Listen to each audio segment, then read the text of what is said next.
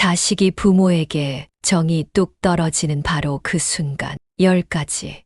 자식은 천륜으로 맺어진 사이니까 무조건 부모를 이해해 줄 거라 믿으셨나요? 하지만 어느 날 갑자기 자식의 눈빛이 달라집니다. 예전처럼 먼저는 연락도 하지 않고 대화도 짧아지고 필요할 때만 연락하는 사이가 됩니다. 그때 많은 부모들은 억울해합니다. 내가 뭘 그렇게 잘못했지. 그러나 문제는 자식이 어느 한순간에 갑자기 변한 게 아니라는 겁니다. 오래전부터 쌓여온 정서적인 거리감, 부모는 전혀 알아차리지 못한 사소한 말과 습관적인 행동들이 자식의 마음을 조금씩 떠나게 만든 것입니다. 그렇습니다. 우리 모두는 부모가 처음입니다. 그래서 잘 모르고 서투를 수 있습니다. 하지만 그 서투른 행동을 계속 고치려 하지 않는다면 자식은 결국 정서적으로 부모와 이별할 수밖에 없습니다. 그런 참담한 순간들이 오기 전에 이제 그 순간들을 하나하나 짚어보아야 합니다. 자식이 왜, 언제, 어떻게 부모에게서 정이 뚝 떨어졌는지 말입니다. 첫 번째, 과한 간섭, 숨막히는 관심. 성인이 된 자녀는 더 이상 부모의 보호가 필요한 어린아이가 아닙니다. 그러나 부모는 여전히 자녀의 삶 전반에 개입하려는 태도를 버리지 못하는 경우가 많습니다. 자식이 30이 넘고 40을 바라보는 나이가 되었더라도 그들의 선택을 존중하기보다는 이건 이렇게 해야 한다. 그건 안 된다며 끊임없이 조언이라는 이름의 간섭을 이어갑니다. 이러한 행동은 단순한 충고를 넘어 자식의 삶을 대신 살아주려는 시도로 비춰집니다. 직장을 고를 때, 연인을 만날 때, 결혼을 준비할 때, 그리고 심지어 아이를 키우는 방식에까지 일일이 목소리를 내는 부모의 태도는 자식에게 자율성을 인정하지 않겠다는 선언과도 같습니다. 자식은 그 순간 자신의 삶이 부모의 도장 하나 없이는 결정을 내릴 수 없는 계약서처럼 느껴지며 존중받지 못했다는 깊은 실망감에 빠지게 됩니다. 더욱이 문제는 이러한 간섭이 대체로 너를 사랑해서라는 명분 아래 이루어진다는 점입니다. 부모 입장에서는 그 말이 진심일 수 있지만 자녀 입장에서는 사랑이 아니라 통제로 받아들여질 수 있습니다. 진심이라는 이유로 타인의 삶을 제한할 권리가 생기지는 않습니다. 사랑은 간섭과 구분되어야 하며 존중이라는 경계 위에서 조심스럽게 표현되어야 진정성을 가질 수 있습니다. 결혼한 자식의 경우 상황은 더 복잡해집니다. 단지 자녀와의 관계가 아닌 배우자와의 관계도 동시에 고려해야 합니다. 부모가 자식 부부의 생활에 지나치게 개입하거나 배우자에 대한 불만을 자녀에게 노골적으로 표현하는 순간 자식은 두 세계 사이에서 끊임없이 균형을 맞추느라 정서적으로 소모됩니다. 처음에는 이해하고 넘어가던 일도 반복되면 결국 피로감으로 쌓이고 그 피로는 거리감이 되어 관계를 냉각시킵니다. 이러한 흐름은 아주 천천히 그러나 명확하게 자식의 태도에 변화를 일으킵니다.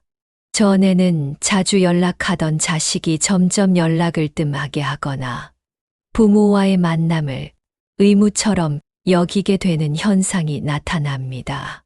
실제로 많은 성인 자녀들이 부담스럽다, 무슨 말이라도 하면 잔소리로 돌아온다는 이유로 부모와의 소통을 점점 줄여나갑니다.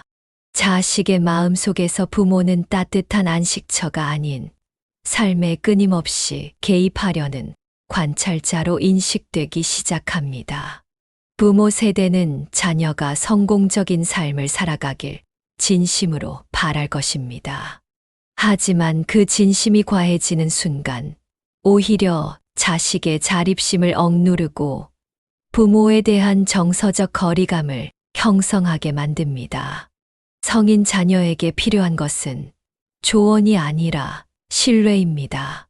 삶의 방향을 지시받기보다 스스로 결정할 수 있도록 옆에서 지켜봐 주는 존재가 부모이길 바라는 것입니다.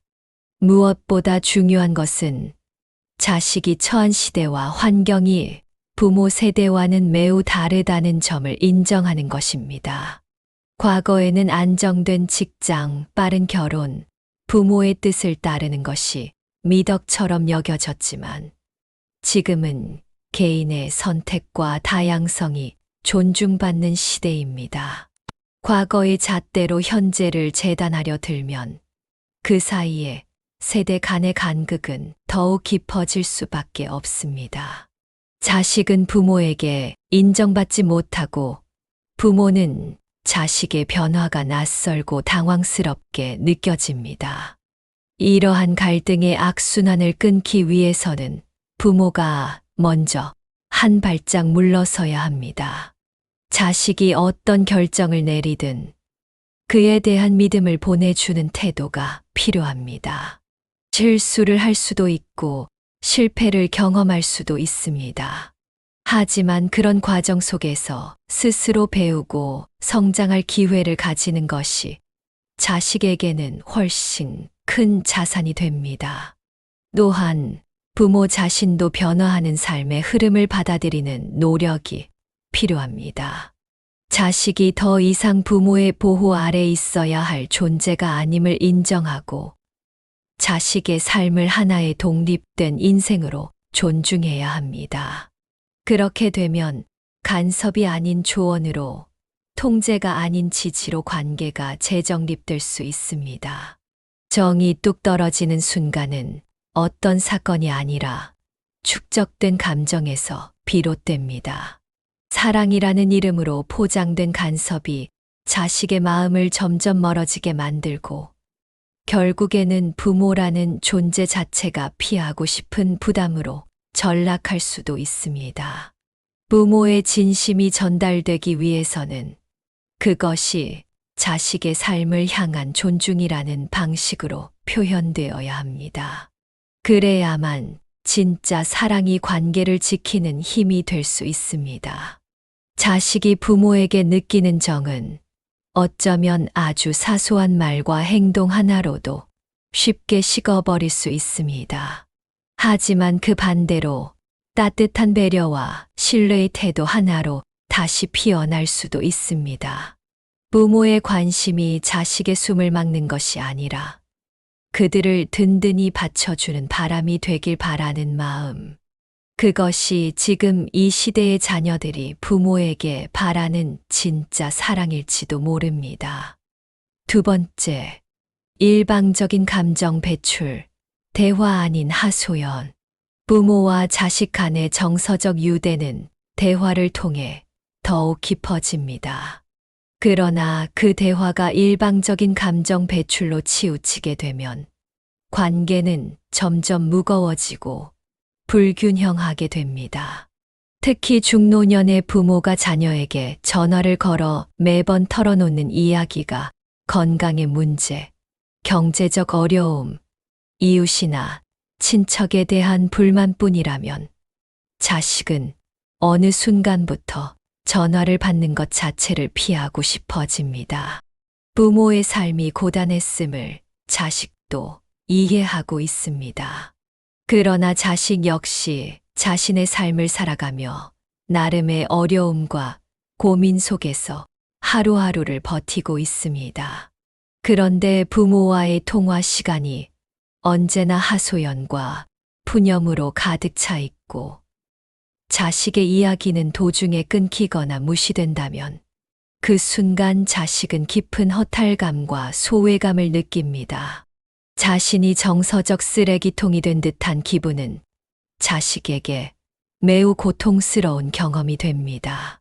문제는 이런 상황이 단지 피곤함을 유발하는 차원을 넘어서 자식이 부모를 정서적으로 부담스러운 존재로 인식하게 만든다는 점입니다.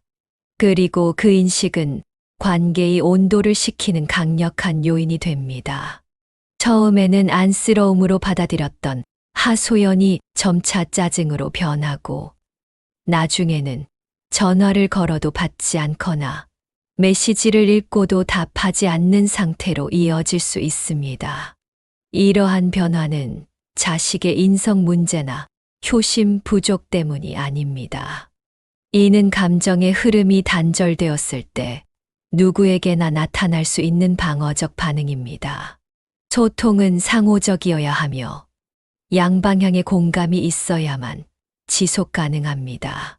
그런데 부모가 자식에게 털어놓는 이야기의 90%가 부정적 감정이거나 자식이 무언가를 말하려 할 때는 관심조차 주지 않는다면 자식은 그 관계에서 더 이상 위로도 안정감도 느낄 수 없습니다. 또한 부모가 자신의 과거 고생을 강조하며 너는 편하게 살아서 모르지.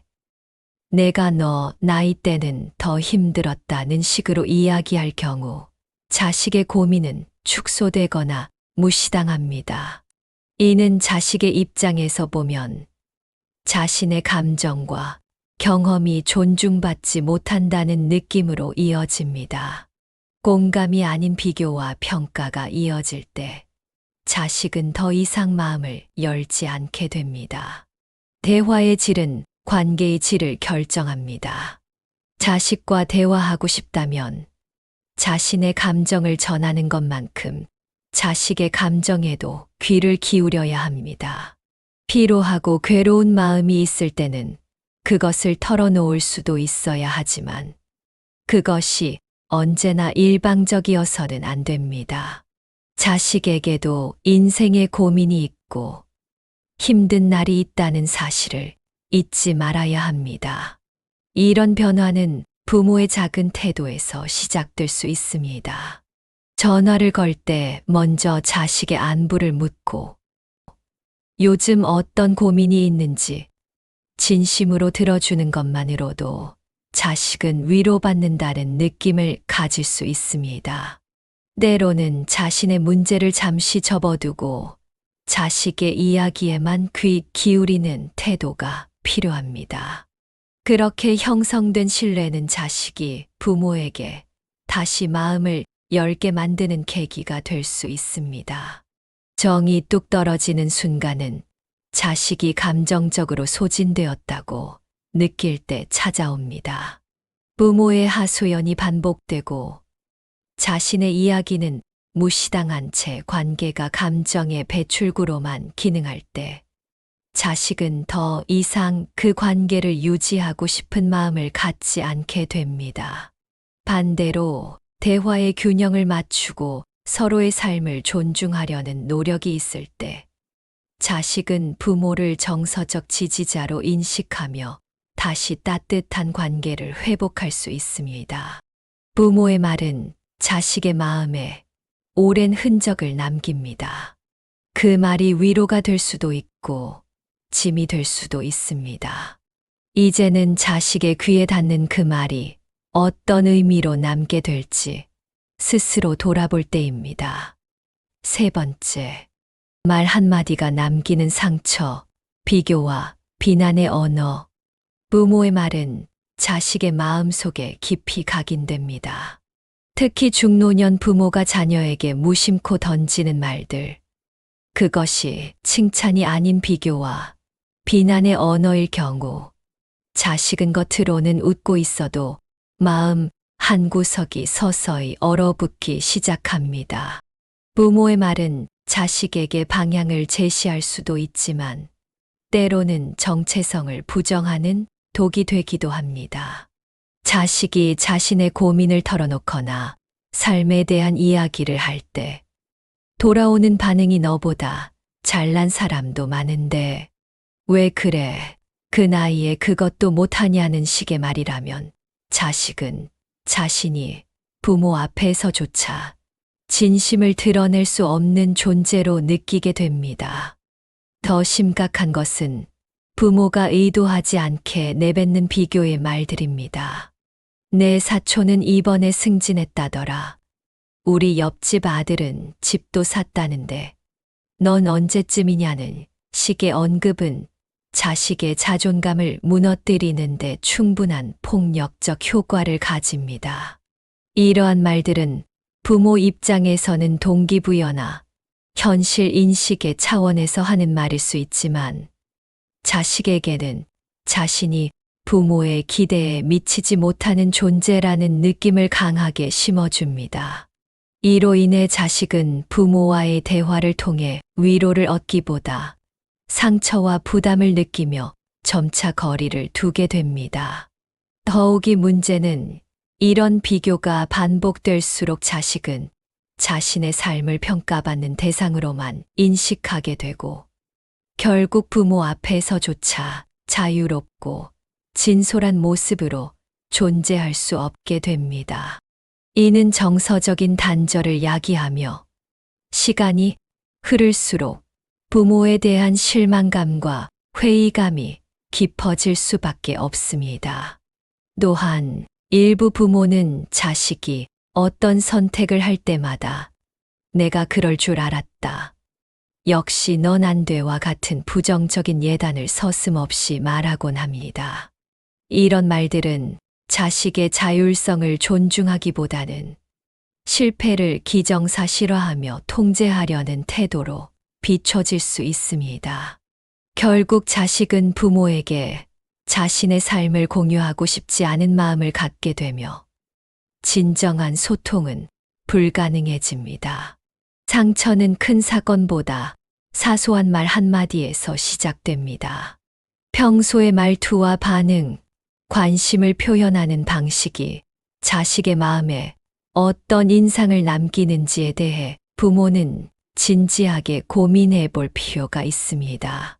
자식이 듣고 싶은 말은 잘난 사람과의 비교가 아니라 있는 그대로의 자신을 인정해 주는 말입니다. 수고했다. 너답게 잘 해내고 있구나와 같은 한마디는 자식의 자존감을 회복시키고 부모와의 정서적 유대를 강화시키는데 큰 역할을 합니다. 부모의 말은 자식에게 방향이자 거울이 됩니다. 그 말이 자식의 삶을 긍정적으로 반영하고 격려와 응원의 빛을 비추는 언어가 될 때 부모는 자식의 마음 속에서 언제나 든든한 존재로 남을 수 있습니다. 반대로 그 말이 비교와 비난으로 채워진다면 자식은 그 마음의 문을 닫고 점점 멀어질 수밖에 없습니다. 정이 뚝 떨어지는 순간은 결국 언어에서 비롯됩니다. 말은 관계를 잇는 다리이자 때론 끊어내는 칼이 될 수 있습니다. 부모의 말이 자식의 삶에 용기를 불어넣는 따뜻한 바람이 되기를, 그것이 진심 어린 사랑의 표현으로 기억되기를 바랍니다. 네 번째, 조건이 붙는 사랑, 돈으로 얽매인 관계. 부모와 자식 사이의 관계는 본디 무조건적인 사랑과 신뢰를 바탕으로 형성되어야 합니다. 그러나 어떤 순간부터 이 관계가 점점 조건과 계산에 얽매이기 시작하면 자식은 더 이상 부모의 존재를 정서적 지지자로 느끼지 않게 됩니다. 그 대신 의무와 책임, 심지어는 압박과 통제의 대상으로 느끼게 되며 이는 관계의 온도를 냉랭하게 식혀버리는 가장 큰 원인이 됩니다. 중년 이후의 부모 세대는 흔히 자식에게 경제적인 도움을 주는 것을 부모로서의 책임이자 자긍심으로 여기곤 합니다. 자식이 결혼할 때 전세금을 보태주거나 집을 장만할 때 일부 금액을 지원해 주는 것, 심지어 자녀 부부의 생활비 일부를 도와주는 행위까지 그 범위는 다양합니다. 이는 분명 감사하고 고마운 일입니다. 그러나 이 지원이 일종의 조건과 함께 제공되기 시작하면 이야기는 완전히 달라집니다. 내가 집 살 때 돈을 얼마나 보탰는데 그 정도는 해줘야지. 내가 지금 그 집에서 사는 건 다 누구 덕인데? 내가 이렇게 해줬으니 너도 나중에 반드시 보답해야 한다는 말들은 자식에게 지원을 넘어선 압박으로 다가옵니다. 부모의 도움은 언뜻 보면 자애로운 사랑처럼 보이지만 그 뒤에 숨겨진 조건과 기대는 자식에게 큰 심리적 부담으로 작용하게 됩니다. 문제는 이러한 조건부 사랑이 반복될 경우 자식은 점점 부모와의 관계를 순수하게 받아들이기 어려워진다는 점입니다. 경제적인 문제로 인해 부모의 의도나 감정에 눈치를 보게 되고 자신의 삶의 선택에서도 부모의 기준과 기대를 과도하게 의식하게 됩니다. 이는 자식의 독립성을 해치고 자신의 인생을 온전히 주체적으로 살아가는 데 방해가 됩니다. 더 나아가 일부 부모는 금전적 지원을 무기로 자식을 조종하려는 태도를 보이기도 합니다. 말을 안 들으면 생활비를 끊겠다. 내가 죽으면 유산은 다 형한테 줄 거야 등의 표현은 자식에게 협박처럼 들립니다. 이런 말이 반복되면 자식은 더 이상 부모를 사랑해서가 아니라 그 불이익이 두려워 관계를 유지하려고 할 뿐입니다. 이런 관계 속에서 진심 어린 효도나 정서적 유대는 자라기 어렵습니다. 또한 부모가 경제적 도움을 준 이후 자식의 삶에 과도하게 개입하려 드는 경우도 많습니다.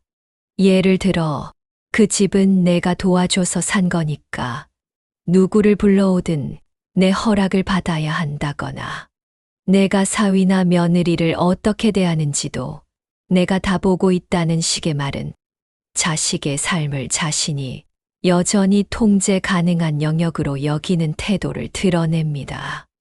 이는 자식의 부부 생활이나 개인적 선택을 존중하지 않는 것으로 비춰질 수 있으며 자식은 점점 더 깊은 거리감을 느끼게 됩니다. 사랑이란 본래 조건을 달지 않아야 합니다. 부모가 자식에게 경제적 도움을 주는 것은 단지 부모로서의 역할을 다하는 한 방식일 뿐, 그것이 무기가 되어서는 안 됩니다. 자식이 부모의 사랑을 있는 그대로 받아들이지 못하고 언제나 그 뒤에 숨은 조건이나 기대를 의식하게 된다면 그 관계는 이미 왜곡되고 있는 것입니다. 또한 자식 역시 그 어떤 이유로든 부모로부터의 금전적 도움을 당연시하거나 의존하는 태도는 지양해야 합니다. 그러나 부모가 사랑이라는 이름으로 베푼 지원이 자식에게 의무나 속박으로 느껴진다면 그것은 부모의 진심이 제대로 전달되지 않고 있다는 신호입니다. 이 시점에서 부모는 자신이 왜 도움을 주었는지, 그리고 그것이 진정 자식을 위한 일이었는지를 다시 되짚어 볼 필요가 있습니다. 부모와 자식은 서로에게 가장 가까운 존재입니다. 하지만 그 관계가 돈이라는 매개에 의해 오염되면 서로를 믿고 기대는 것이 아니라 서로를 거래의 대상으로 여기게 되는 비극적인 상황이 벌어집니다. 이는 자식에게 부모를 피하고 싶은 존재로 인식하게 만들고 심지어는 의무적으로만 연락을 유지하는 관계로 퇴화시킬 수도 있습니다. 사랑은 순수해야 하고 조건 없이 주어져야 합니다. 부모가 자식에게 무언가를 주었다면 그것은 단지 주고 싶어서 그 아이가 더 잘 살아가길 바라는 마음으로부터였어야 합니다. 반대로 그 주는 행위가 미래의 보답이나 영향력을 행사하기 위한 수단이었다면 그것은 거래이며 사랑의 이름을 빌린 통제일 뿐입니다. 자식의 입장에서도 진심 어린 감사와 존경은 조건 없는 사랑 속에서 우러나옵니다. 돈으로 마음을 살 수는 없습니다. 경제적 지원이 관계의 전부가 되어서는 안 됩니다. 부모가 자식을 믿고 지지해 주는 존재로 남아 있으려면 무엇보다 자식의 삶을 있는 그대로 인정하고 도와주되 기대하지 않는 자세가 필요합니다. 관계는 신뢰와 존중을 바탕으로 맺어집니다. 부모가 자식에게 보여주는 사랑이 진정한 것이 되려면 그것은 무조건적인 믿음과 자유를 동반해야 합니다. 돈은 사랑의 표현이 될 수 있지만 그 사랑이 진심으로 느껴지기 위해서는 그 뒤에 아무런 조건도 숨겨져 있지 않아야 합니다. 부모의 사랑이 자식에게 위로와 힘이 될 수 있기를 바랍니다. 그것이 곧 부모가 자식의 마음 속에서 오래도록 따뜻한 존재로 남을 수 있는 길입니다. 5번째, 과거에 매몰된 부모의 태도. 내가 너를 어떻게 키웠는데 로 시작하는 이야기는 자식에게 감사를 요구하기 위한 회상이 아닙니다. 그것은 자식의 현재를 과거의 그림자 아래 가두는 행위입니다. 중노년의 부모가 자식에게 과거의 희생과 수고를 반복적으로 이야기할 때 자식은 감사보다는 죄책감과 피로를 느끼게 됩니다. 부모의 과거가 자식에게 채무처럼 느껴지는 순간 관계는 왜곡되고 무거워집니다. 많은 부모들이 자녀를 위해 헌신했던 기억을 자랑스럽게 여기며 그것을 자식에게 전달하려 합니다. 하지만 그 전달 방식이 일방적이고 반복적이며 현재 자식의 삶을 이해하지 못한 채 과거의 틀 안에서만 해석한다면 자식은 대화를 부담스러워하기 시작합니다. 나 때는 더 힘들었다. 그걸 힘들다고 하냐는 말은 자식의 고통을 인정하지 않고 무시하는 표현이 되며 정서적인 단절을 불러일으킵니다. 더 큰 문제는 과거의 가치관을 절대적인 기준으로 삼아 자식의 현재를 평가하려는 태도입니다. 급변하는 사회 속에서 2030대 자식들은 과거 세대와는 전혀 다른 고민과 현실 속에 살아갑니다. 하지만 부모가 여전히 자신의 청년 시절의 기준을 자식에게 들이댄다면 자식은 이해받지 못하는 외로운 존재로 전락하게 됩니다. 이러한 단절은 단순한 오해가 아니라 삶의 경험과 인식의 차이에서 비롯됩니다. 부모가 과거의 방식대로 모든 문제를 해결할 수 있다고 믿는 한 자식의 현재는 늘 부족하고 불완전하게 평가될 수밖에 없습니다. 이는 결국 부모를 피하고 싶은 존재로 인식하게 만들며 대화는 점차 줄어들고 관계는 서서히 식어갑니다. 자식은 부모에게 과거의 영웅이 아니라 현재를 함께 살아가는 동반자로 인정받고 싶어 합니다. 그땐 그랬지로 끝나는 회상이 아니라 지금은 어떠니로 시작되는 공감의 언어가 필요한 시점입니다. 부모가 자식의 현재에 진심으로 관심을 갖고 변화된 시대의 어려움을 인정해 줄 때 비로소 자식은 마음을 열 수 있게 됩니다. 과거를 기억하는 것은 중요합니다. 하지만 그것을 기준으로 현재를 판단하는 순간 관계는 정체되며 멀어집니다. 부모가 진정으로 자식을 이해하고 싶다면 자신의 과거를 내려놓고 자식의 지금을 바라보아야 합니다. 그것이 정이 다시 싹 트는 첫걸음이 될 수 있습니다. 6번째, 자녀의 삶을 대리 인생처럼 여기는 태도. 많은 부모들이 무의식 중에 자녀의 삶을 통해 자신의 미완의 꿈을 실현하려 합니다.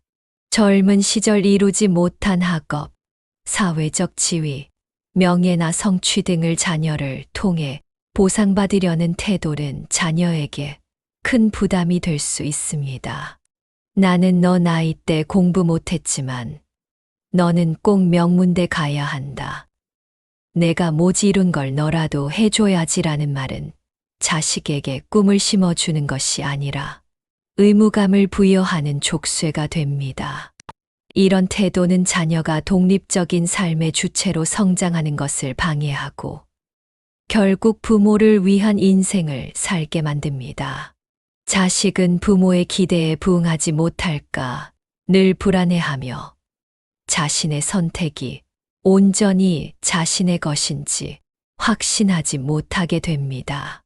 결국 자식은 삶의 방향에 혼란을 느끼고 부모와의 관계에서도 심리적 거리감을 갖게 됩니다. 문제는 이러한 대리 인생의 요구가 겉으로는 사랑처럼 보이지만 실상은 부모의 미련과 후회에서 비롯된 자기 중심적 감정일 수 있다는 점입니다.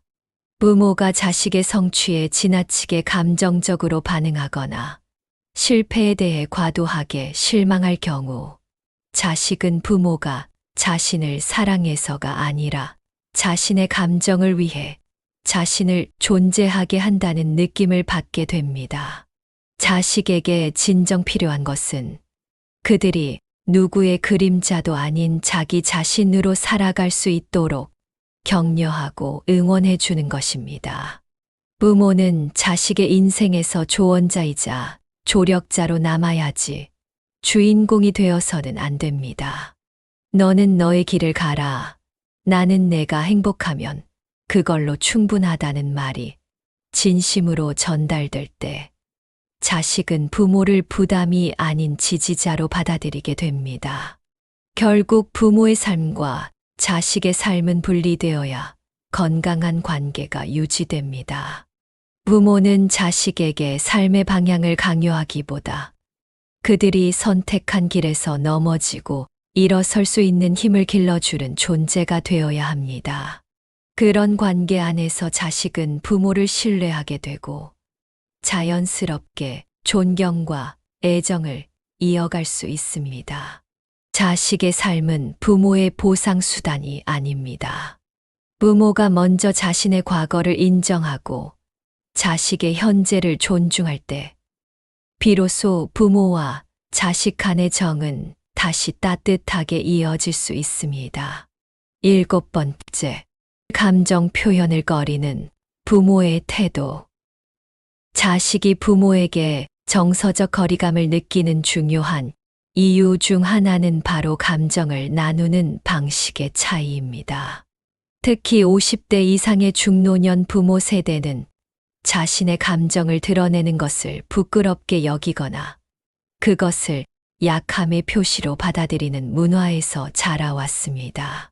하지만 현대의 자녀 세대, 즉 20대에서 30대 성인 자녀들은 감정 표현과 정서적 소통을 관계 유지의 핵심으로 여깁니다.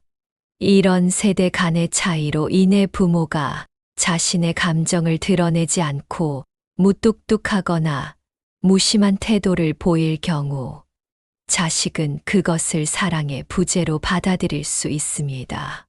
말하지 않아도 알아야지라는 태도는 더 이상 효과적이지 않습니다. 자녀들은 부모의 마음을 확인하고 싶어 하며 사랑한다는 말, 미안하다는 말, 고맙다는 말이 구체적인 언어로 전달되기를 기대합니다. 예를 들어 자녀가 힘든 일을 겪고 있을 때 부모가 조용히 밥을 차려주고 아무 말 없이 지나가는 모습은 부모 나름의 배려일 수 있지만 자녀 입장에서는 외면받고 있다는 느낌을 받을 수 있습니다. 반면 많이 힘들었지. 엄마는 내가 잘 이겨내길 응원하고 있어와 같은 말 한마디는 자식의 마음을 따뜻하게 어루만지는 강력한 힘이 됩니다. 감정 표현은 관계의 온도를 조절하는 역할을 합니다. 아무리 깊은 사랑도 표현되지 않으면 전달되지 않고 결국 상대방의 마음에서 멀어질 수밖에 없습니다. 많은 자녀들이 우리 부모님은 한 번도 사랑한다고 말한 적이 없다. 항상 무뚝뚝했다는 이유로 부모에 대한 애정을 점점 잃어갑니다. 정서적 거리감은 이런 소통의 부재에서 비롯되는 경우가 많습니다. 또한 부모가 자신의 감정을 억누르는 방식은 자식에게도 영향을 미칩니다. 부모가 기쁨이나 슬픔, 분노나 아픔을 표현하지 않으면 자식 역시 감정을 억제하는 것이 당연하다고 배우게 됩니다. 이는 자식의 감정 표현 능력을 저하시킬 뿐 아니라 대인 관계에서도 불안정한 정서 구조를 만들 수 있습니다. 부모가 감정을 건강하게 표현하는 모습을 보여줄 때 자식도 자연스럽게 자신의 감정을 표현하고 공유하는 법을 배우게 됩니다. 물론 감정 표현이 익숙하지 않은 세대에게 갑작스럽게 감정적인 언어를 사용하는 것은 어색할 수 있습니다. 그러나 작은 시도부터 시작할 수 있습니다. 아침에 잘 잤니? 라고 안부를 묻는 것, 자녀가 외출할 때 조심히 다녀와라고 말하는 것, 특별한 날에 수고 많았어, 축하해라고 표현하는 것 등 일상 속 짧은 문장들이 쌓이면 관계의 온도가 달라집니다.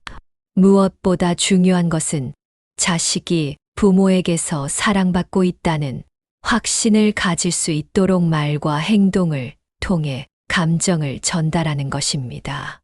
감정 표현은 약함이 아니라 강함의 표시입니다.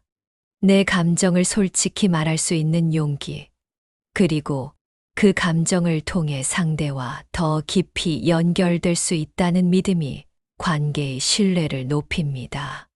자식이 부모에게 정이 떨어지는 순간은 꼭 부정적인 사건 때문만이 아닙니다. 오히려 아무 일도 없는 듯 지나가는 날들 속에서 말 한마디 없는 침묵과 무표정한 얼굴에서 사랑이 느껴지지 않을 때 마음의 거리는 멀어지기 시작합니다.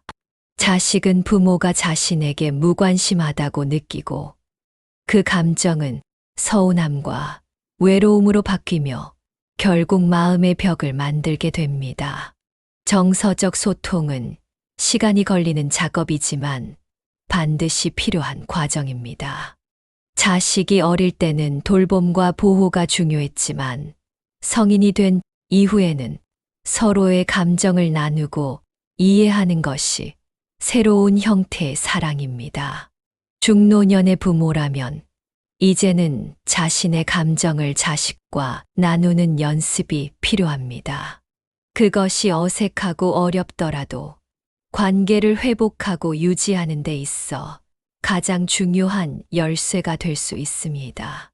사랑은 표현해야 사랑입니다. 마음속 깊이 자식을 아끼고 사랑한다면 그것을 말로 전하고 행동으로 보여줘야 합니다. 그렇게 할 때 자식은 부모의 사랑을 확신할 수 있고 그 사랑은 관계의 중심을 따뜻하게 지켜줄 수 있습니다. 감정 표현을 꺼리는 침묵이 아니라 솔직하고 따뜻한 말 한마디가 부모와 자식의 마음을 다시 이어주는 다리가 될 수 있습니다. 8번째, 미안하다는 말을 모르는 부모. 인간관계에서 갈등이 생기는 것은 어쩌면 당연한 일입니다. 특히 부모와 자식 사이에서도 의견이 충돌하거나 상처가 생길 수 있습니다. 하지만 중요한 것은 그 갈등을 어떻게 해결하고 어떤 방식으로 서로를 다시 이해하고 회복해 가는가에 달려 있습니다. 그 중심에 있는 것이 바로 사과입니다. 그러나 중노년 부모 세대는 부모는 항상 옳다, 자식은 부모에게 순종해야 한다는 전통적인 가치관에 익숙해 자식에게 미안하다는 말을 꺼내는 것을 유난히 어려워합니다. 자식에게 상처를 주는 말이나 행동을 했음에도 불구하고 그것이 문제가 되리라 생각하지 않거나 오히려 자식이 이해해야 한다고 여기는 경우가 많습니다. 너를 위해서 그런 거야. 부모 말은 다 이유가 있다는 말로 자신의 행동을 정당화하는 순간 자식은 부모의 태도에 깊은 실망을 느끼게 됩니다. 자신의 감정이 무시되고 있다는 생각, 부모가 나를 인간으로서 존중하지 않는다는 느낌이 들면 마음의 문은 서서히 닫혀버립니다. 사과는 약함의 표현이 아닙니다. 오히려 사과는 성숙함과 용기의 상징입니다. 부모가 자신의 실수를 인정하고 그땐 내가 너무 몰랐구나. 내 마음을 헤아리지 못해서 미안하다고 말할 수 있다면 그것은 자식에게 단순한 위로를 넘어 큰 신뢰로 다가옵니다. 부모도 실수할 수 있고 감정적으로 행동할 수 있습니다. 하지만 그 후에 진심으로 사과하는 태도는 자식과의 관계를 더욱 깊고 건강하게 만듭니다. 반대로 사과하지 않고 묵묵히 넘어가는 태도는 자식으로 하여금 자신의 감정이 무시당했다는 생각을 강화시키며 상처를 골게 만듭니다. 사소한 다툼에서 시작된 갈등도 시간이 지나면 큰 정서적 거리로 이어지게 됩니다. 특히 자식이 어른이 되고 사회생활을 시작하면서 인간관계에 있어 존중과 소통의 중요성을 절감하게 되는데 그런 기준으로 부모를 보게 되었을 때 정서적 실망감은 더욱 커질 수밖에 없습니다. 자식에게 상처를 준 상황이 명확할 때조차 부모가 자식한테 뭘 그렇게까지 해야 해라며 문제를 외면하는 부모의 태도는 결정적인 거리감을 만들게 됩니다. 자식은 자신이 여전히 어린아이로 취급당하고 있다는 생각에 모멸감을 느끼며 대화와 접촉 자체를 피하게 됩니다. 자식이 부모와의 거리를 두는 근본적인 이유 중 하나는 서로 간의 갈등을 정면으로 마주하지 않기 때문입니다. 사과는 관계 회복의 시작입니다.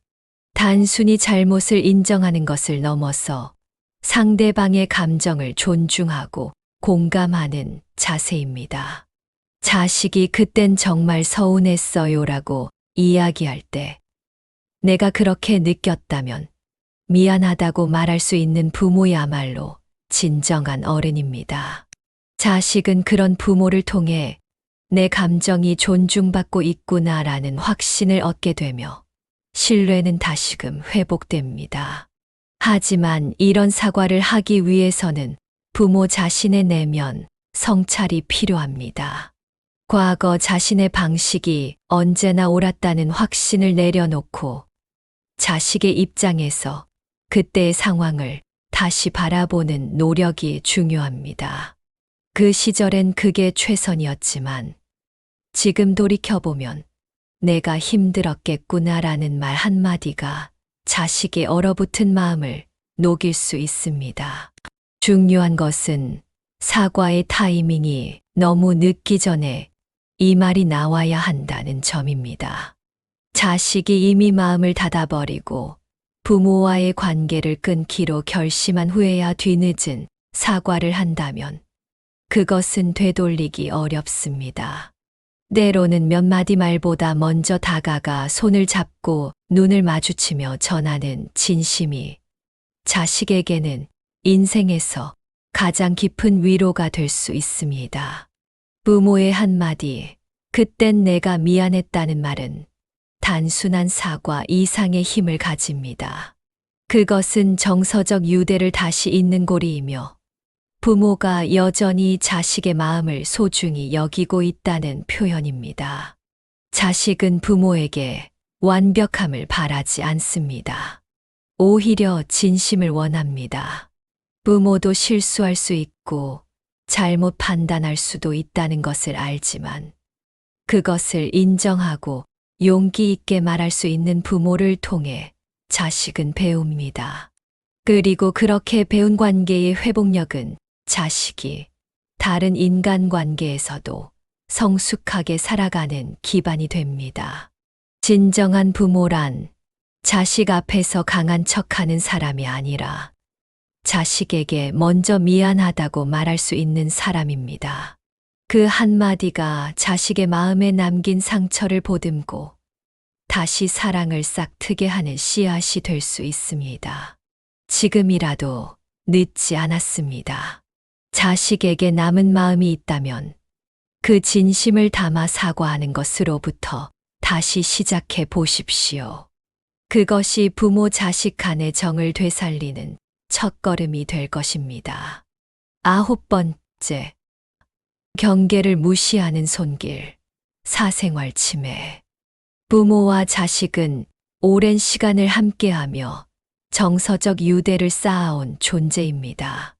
그러나 아무리 가까운 사이라 해도 서로의 삶에 대한 경계는 반드시 존재해야 합니다. 특히 성인이 된 자녀에게 있어 사생활은 독립된 인격체로서의 삶을 지켜주는 가장 기본적인 권리입니다. 중노년 부모가 이 경계를 인정하지 못하고 부모라는 이유로 자녀의 모든 삶을 들여다보려는 순간 자녀는 혼란과 불쾌함, 나아가 배신감을 느끼게 됩니다. 비밀번호 좀 알려줘. 요즘은 누구랑 연락하니? 내 배우자는 왜 이렇게 행동하니? 와 같은 말은 단순한 호기심에서 비롯된 질문일 수 있지만 자녀 입장에서는 그 모든 것이 사생활 침해로 느껴질 수 있습니다. 특히 스마트폰, 메신저, 이메일 등 디지털 공간까지 침범하려 할 때 자녀는 자신의 존재가 부모 앞에서 완전히 노출된 감시 대상처럼 여겨지게 됩니다. 문제는 이러한 행동이 악의 없이 이루어질 때 더 깊은 상처를 남긴다는 점입니다. 부모는 나는 내가 걱정돼서 그런 거야.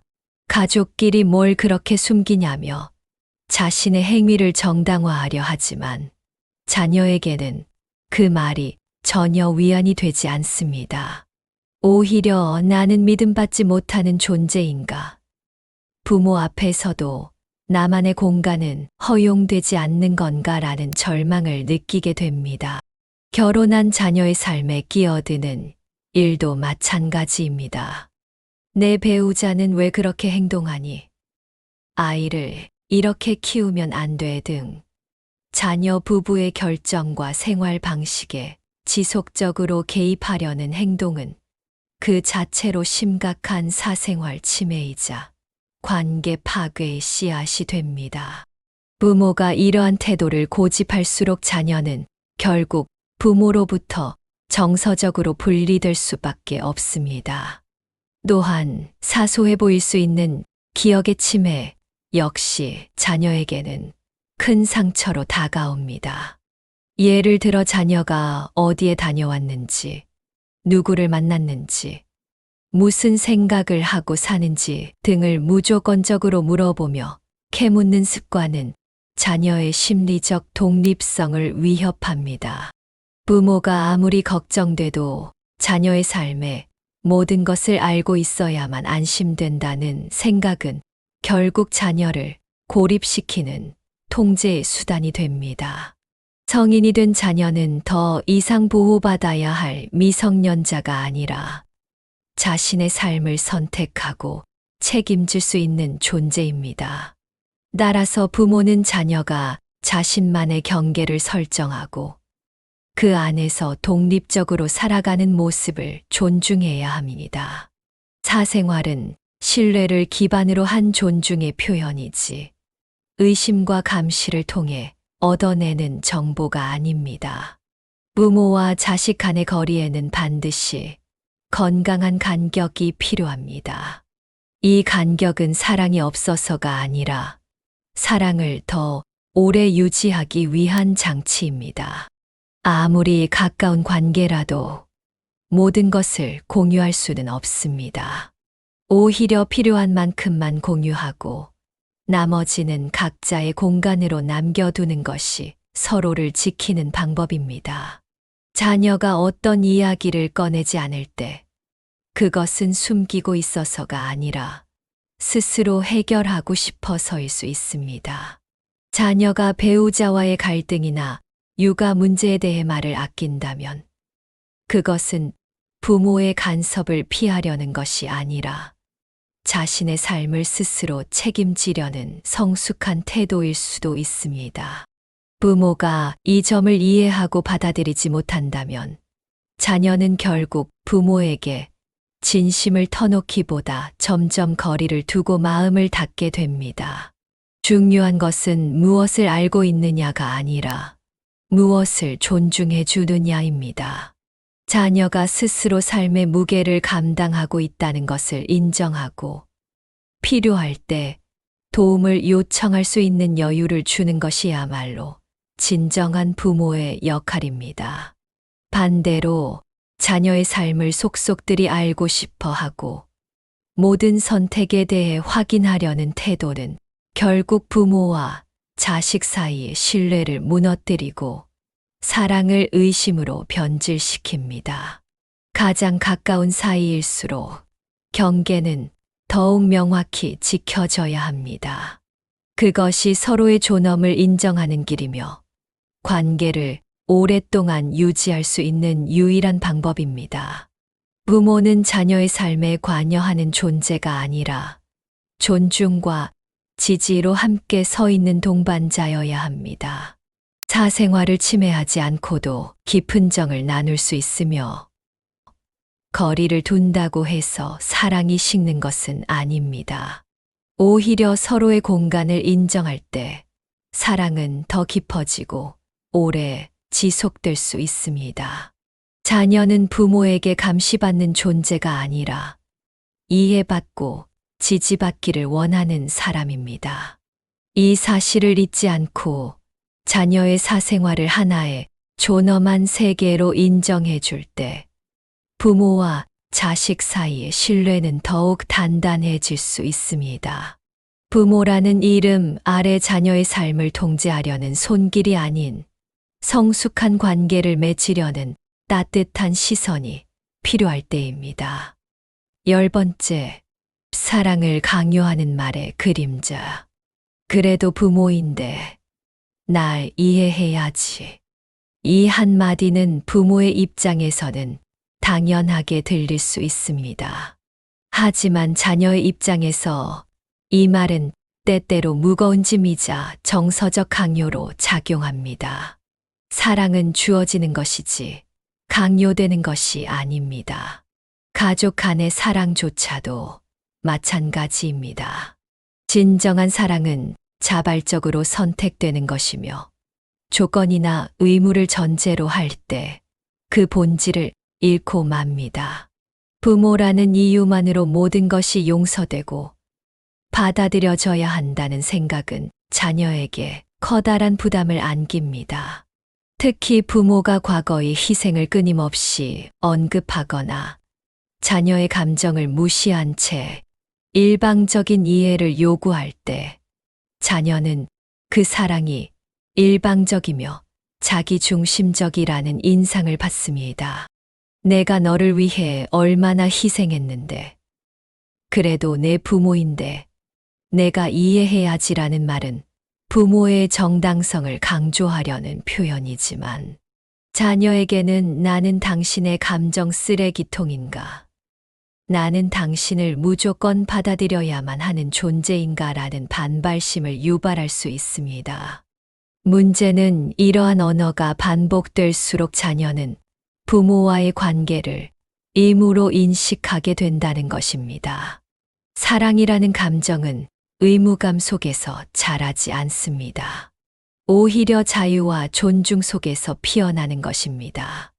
부모가 자녀에게 자신의 감정, 기대, 과거의 희생을 들이밀며 이해와 사랑을 강요하는 순간 자녀는 자신이 감정적으로 채무자 위치에 놓여 있다고 느끼며 점점 더 부모로부터 멀어지게 됩니다. 부모가 그래도 나는 내 부모잖아라고 말할 때 자녀는 그래서요? 라는 냉소적인 반응을 보일 수 있습니다. 이 반응은 불효나 몰인정이 아니라 오랜 시간 동안 누적된 정서적 피로감의 표현일 수 있습니다. 자녀가 부모를 사랑하는 마음은 자연스럽게 자라야 합니다. 그것은 의무감으로 강요되어 생기는 것이 아니라 부모로부터 받은 존중과 배려, 이해 속에서 자생적으로 자라는 감정입니다. 가족 간의 사랑은 감정의 거래가 되어서는 안 됩니다. 내가 너 어릴 때 이렇게 했는데 넌 왜 이래? 라는 말은 과거의 희생을 현재의 통제 수단으로 바꾸는 대표적인 예입니다.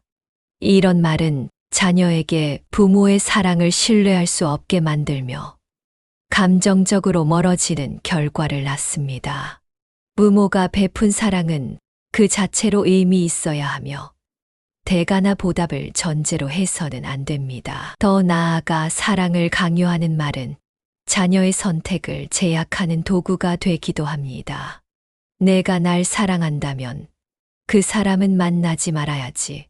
정말 날 생각한다면 그 직장은 포기해야지 같은 말은 자녀에게 사랑과 복종을 동일시하게 만들며 결국 자율성과 독립성을 침해하게 됩니다. 이는 부모 자식 관계를 성숙한 관계가 아닌 종속적 관계로 전락시키는 행위입니다.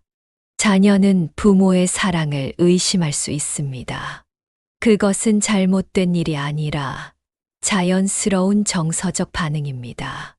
중요한 것은 부모가 자녀의 의심과 거리를 인정하고 그것을 회복할 수 있는 여지를 남기는 태도를 갖는 것입니다. 나는 너를 사랑한다. 하지만 너도 나를 사랑해야만 해라는 전제보다 나는 너를 사랑한다. 내가 어떤 반응을 하든 그건 너의 자유다라는 성숙한 사랑이 필요한 시점입니다. 부모라는 지위는 사랑받아야 할 권리가 아니라 끊임없이 노력해야 하는 관계의 이름입니다. 부모가 자녀를 낳고 길렀다는 사실만으로 모든 감정이 정당화되거나 모든 관계가 안정되지는 않습니다. 오히려 자녀의 삶을 있는 그대로 바라보고 사랑이 거절당할 수도 있음을 인정하는 자세가야말로 진정한 부모의 사랑일 수 있습니다. 사랑은 언제나 선택입니다. 그리고 그 선택은 강요될 수 없습니다. 부모가 자녀에게 진정으로 바라는 사랑이 있다면 그것은 강제로 얻어내는 것이 아니라 자녀가 스스로 선택할 수 있도록 신뢰와 자유를 제공해 주는 것입니다. 그러한 관계 안에서만 자녀는 부모를 마음으로 받아들이고 오랜 시간 함께할 수 있는 가족의 의미를 되새기게 됩니다. 가족은 무조건 사랑해야 하는 관계가 아닙니다. 오히려 서로 선택하고 존중하며 함께하려는 노력 속에서 사랑이 자라는 공간입니다. 부모가 먼저 자녀의 선택을 존중하고 그 관계를 권리가 아니라 선물로 받아들일 수 있을 때 자식은 부모에게 다시 따뜻한 감정을 품게 됩니다. 강요된 사랑은 쉽게 무너지지만 스스로 선택한 사랑은 오래 갑니다. 그 진실을 이해하는 부모만이 자녀에게 오래도록 사랑받을 수 있습니다. 부모와 자식이라는 관계는 타고난 인연이지만 그 관계를 어떻게 이어갈지는 결국 서로의 선택과 노력에 달려 있습니다. 우리가 부모로서 더 성숙해지고 자녀의 삶을 존중하며 한 걸음 물러설 줄 알 때, 그때서야 자녀도 다시 한 걸음 다가올 수 있습니다. 사랑은 통제보다 이해에서 피어나며 간섭이 아닌 존중 속에서 깊어집니다. 이제는 부모라는 이름 아래 당연시되었던 많은 것들을 다시 돌아보아야 할 때입니다. 더는 자녀에게 사랑받아야만 하는 존재가 아니라 사랑받을 수 있도록 노력하는 존재로서 서보아야 합니다. 그것이 부모와 자식이 서로를 잃지 않고 끝까지 따뜻한 관계로 남을 수 있는 유일한 길이기 때문입니다.